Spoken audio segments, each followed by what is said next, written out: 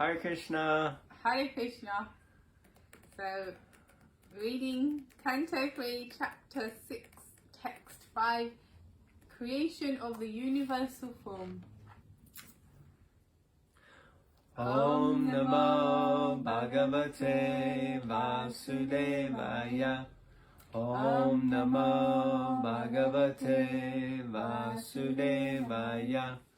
Om Namo Bhagavate Vasudevaya. Text 5. As the Lord in his plenary portion entered into the elements of the universal creation, they transformed into a gigantic form in which all the planetary systems and all movable and immovable creations rest. Purport. The elements of cosmic creation are all matter and have no potency to increase in volume unless entered into by the Lord in his plenary portion. This means that matter does not increase or decrease unless it is spiritually touched. Matter is a product of spirit and increases only by the touch of spirit. The entire cosmic manifestation has not assumed its gigantic form by itself, as wrongly calculated by less intelligent persons. As long as spirit is within matter, matter can increase as needed. But without the spirit, matter stops increasing. Like a living body, dead body. For example, as long as there is spiritual consciousness within the material body of a living entity, the body increases to the required size. But a dead material body, which has no spiritual consciousness, stops increasing. In the Bhagavad Gita, Chapter 2, importance is given to the spiritual consciousness, not the body. The entire cosmic body increased by the same process that we experience in our small bodies. One should not, however, foolishly think that the individual infinitesimal soul is the cause of the gigantic manifestation of the universal form. The universal form is called the Virat Root because the Supreme Lord is within it in his plenary portion. Any thoughts? Comments? Yeah, I just was saying that it's one sense it's obvious. You could say it's obvious to some, if this body dies, we understand because the spirit soul has left. But to be fair, I've heard arguments where people say, no, nothing to do with God or spirit or nice because the chemicals in the brains are shut down or But still, you have to acknowledge that the light or the animation that was there has gone. So then you have to think, well, what was that light or that animation that kept it moving? Just as if a child has a toy, it can understand, it can play and it's automatic, it moves about. When the batteries die, it just won't do anything. So then child has to think, well, that, transformer or that robot, whatever, it wasn't existing in itself. Mummy or daddy have to put something in it and then it works. So similarly, if we use a little bit of our brainsicles, we can understand that something has to be injected or put into the dead matter and then it works. Which is true for it's true for this phone, if I didn't inject some life, not me personally, but plugging it in, it won't work. Or anything. Yeah. Guess I was kind of wondering what thing doesn't have spirit in it. And of course, Prabhupada gives the example of a body.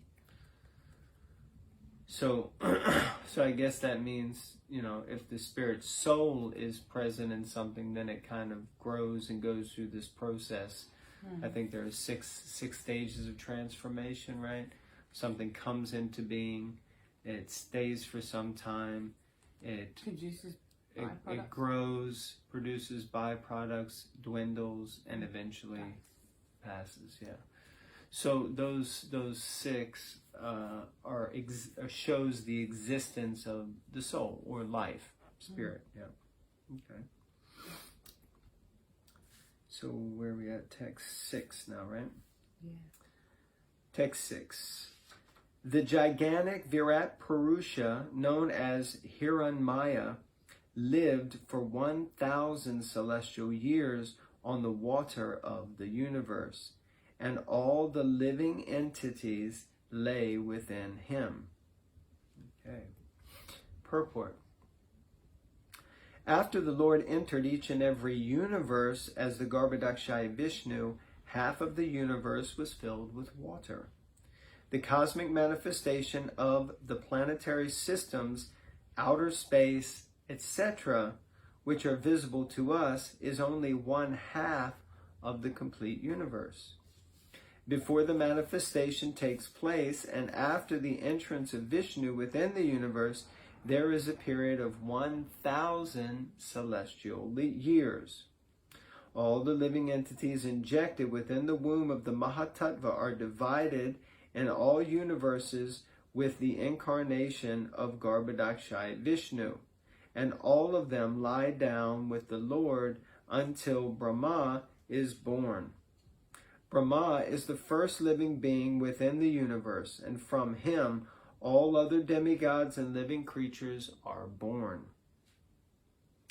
Manu is the original father of mankind, and therefore in Sanskrit, mankind is called Manushya. Humanity and different bodily qualities is distributed throughout the various planetary systems. So, what I've understood from this is that basically the Virat Purusha, well, this says Hiranmaya, is Garbhodakshaya Vishnu. And so after all the universes expand from the pores of Mahavishnu, then Karanadakshaya Vishnu, or Mahavishnu, expands himself into Garbhodakshaya Vishnu, and he enters into each universe. And all the souls that were merged into, well, here it says the womb of the Mahatattva, which means the amalgamation of all the elements involved in creation. When the Karanadakshaya Vishnu expands himself into each universe, then those souls are divided into the different universes, and they enter into it with the Garbhodakshaya Vishnu. But it says here that there's a period of about 1,000 years, celestial years, while that kind of creation is unfolding with the Lord being present there. And then Lord Brahma appears, and with Lord Brahma, then all of these souls are present. But his engineering generates the creation of all of these different souls. Or I guess the way that because the way it's described in the second canto also is that he creates certain progenitors. So it's not that all of them just bing pop out at one time and the world is populated. There is a process of time, or the factor of time, which means that certain living entities are created first or produced first, and from them they go on to generate and bring forth the other living entities. So something like that. Does that make sense?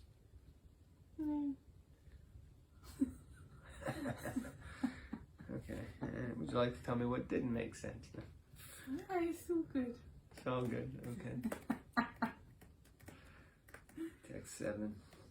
Text 7. The total energy of the Mahatattva in the form of the gigantic Virat root divided himself by himself into the consciousness of the living entities, the life of activity and self-identification, which are subdivided into 1, 10, and 3 respectively. Purport. Consciousness is a sign of the living entity or the soul. The existence of the soul is manifest in the form of consciousness, called Jnana Shakti. The total consciousness is that of the gigantic Virat root, and the same consciousness is exhibited in individual persons. The activity of consciousness is performed through the air of life, which is of 10 divisions. The air of life are called prana, apana, udana, vyana, and samana, and are also differently qualified as naga, kurma, krikara, devadatta, and dhananjaya. We're going to do a test at the end. Make sure you remember this. The consciousness of the soul becomes polluted by the material atmosphere, and thus various activities are exhibited in the false ego of body identification. These various activities are described in Bhagavad Gita 2.41 as Bahushaka he anantascha buddhaya avyavasayinam. The conditioned soul is bewildered into various activities for want of pure consciousness. In pure consciousness, the activity is one. The consciousness of the individual soul becomes one with the supreme consciousness when there is complete synthesis between the two. The monist believes that there is only one consciousness, whereas the sattvatas, or the devotees, believe that although there is undoubtedly one consciousness, they are one because there is agreement. The individual consciousness is advised to dovetail with the supreme consciousness as instructed by the Lord in Bhagavad Gita 18:66. Sarva dharmam parijajya mamekam sharanam braja. The individual consciousness, Arjuna, is advised to dovetail with the supreme consciousness and thus maintain his conscious purity.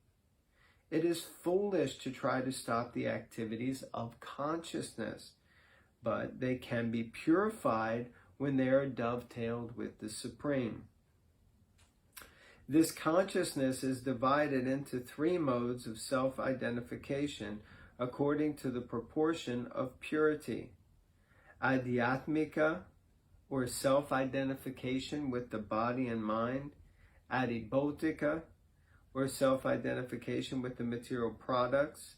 And Adidaivika, or self-identification as a servant of the Lord.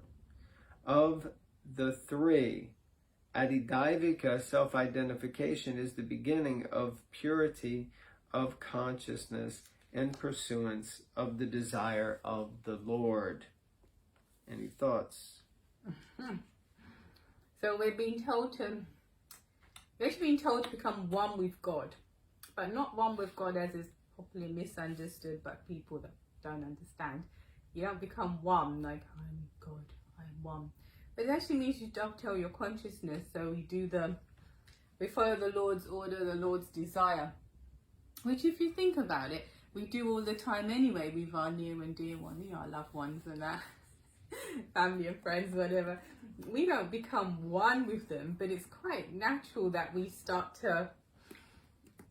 don't lose our own identity or this, but I start to maybe agree with the things you say, or I maybe like them, or maybe I can respect them and maybe go along with certain things because we become in line, not just with a spouse, your parents, your friends, your siblings, whatever, or people you work with. So that's how I'm understanding that. And in the bigger picture, we align with the Lord. And the difference is when you align with the Lord and how he's thinking and what he's saying, which is for our benefit, we achieve the ultimate benefit, which is to get out of here, basically, and to have supreme blissful consciousness. Yeah, I like this idea that it's we become one in agreement. So then the question is, what is the 1, the 10, and the 3? Yeah, I don't agree with that. Well, I don't understand it. So we just That's easier. That's better, I think, to say I don't understand. No, it's a joke. I don't say I don't agree with it. I don't agree with it, but don't wrong it. Okay. For me, Anyway. if it gets technical, I'm okay to say, Krishna is God. Well, we just discussed it. We just discussed it. Oh, all right. Oh, God. All right. So the 1 is the oneness of consciousness. Right.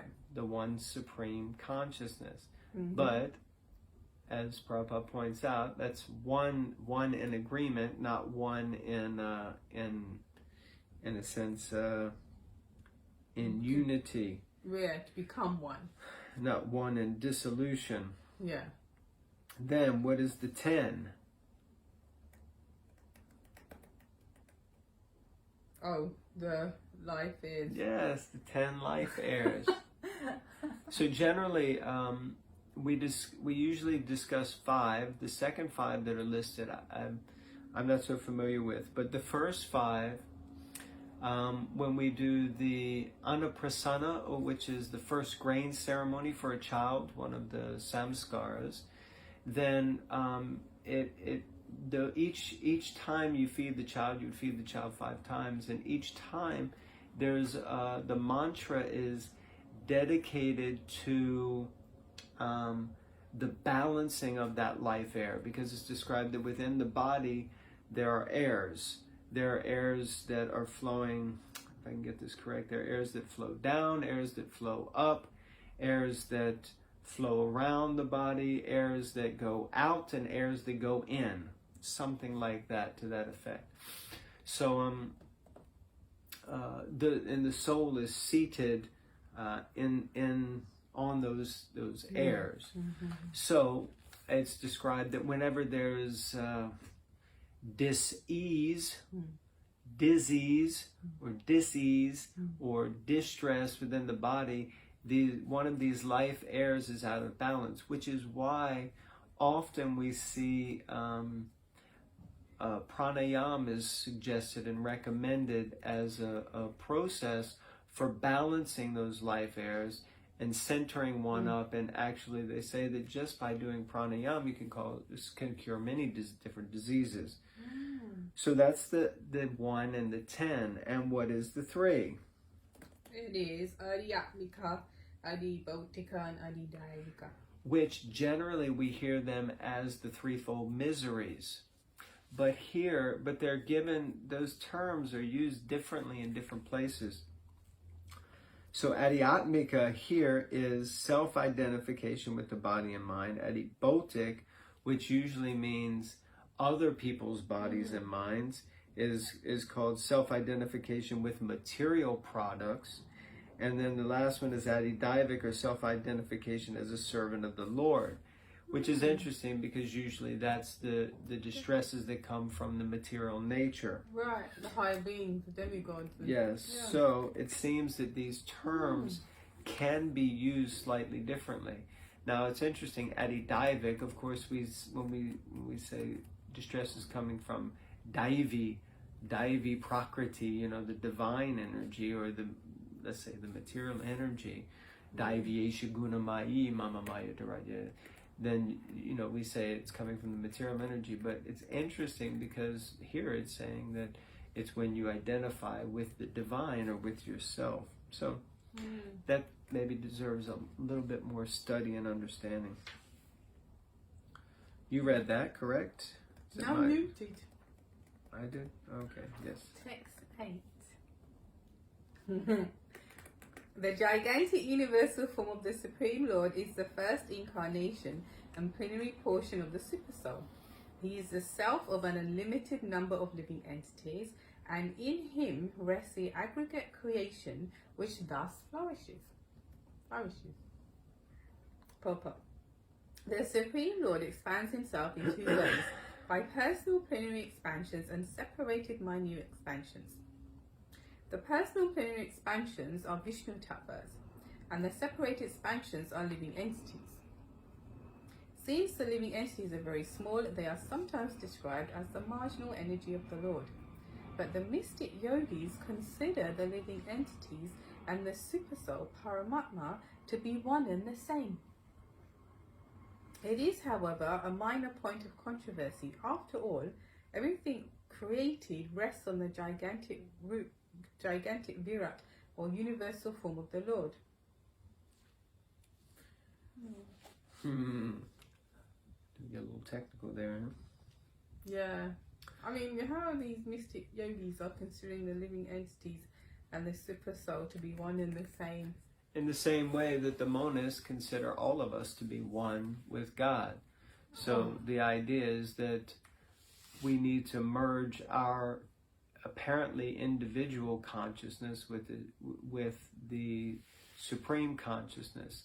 Even some other pseudo spiritual or new age or different yoga groups, that they say that you have to kind of become one with the voice inside, and so they just it is an understanding. Yes, yeah. But Vedanta Tattva Vedas explains that there is Brahman, Paramatma,